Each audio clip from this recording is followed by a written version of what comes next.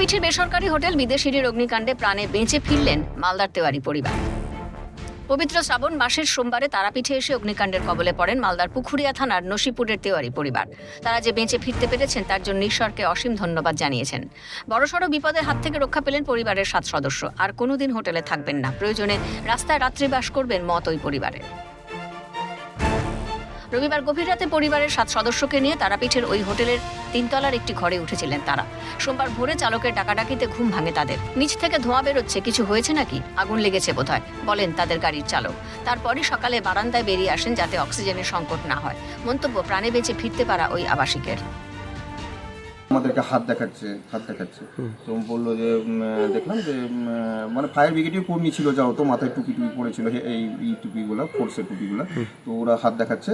তারপরে আস্তে আস্তে যখন আগুনটা একটু নিয়ন্ত্রণে আনলো ওই ফায়ার ব্রিগেডের অফিসার আর একজন কে ছিল সঙ্গে, ওরা আমাদেরকে এসে উদ্ধার করে নিয়ে গেল।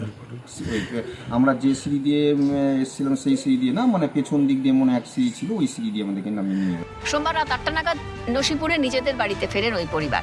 এখনো সেই আগুনের আতঙ্ক কাটেনি পরিবারের সদস্যদের। তিনি জানান, ভগবানের আশীর্বাদেই ঘরে ফিরতে পেরেছেন। আমি আর হোটেলে থাকবো না। হোটেলে থাকবেন না? না, আমি কোনোদিন কোনো হোটেলে থাকবো না।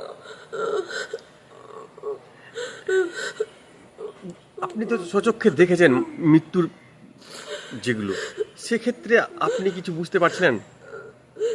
তখন আর আমার ছেলে আর আমি আর পরিবার ছাড়া আমার চোখে মনে হচ্ছে আমি কিছুই দেখতে পাচ্ছি না।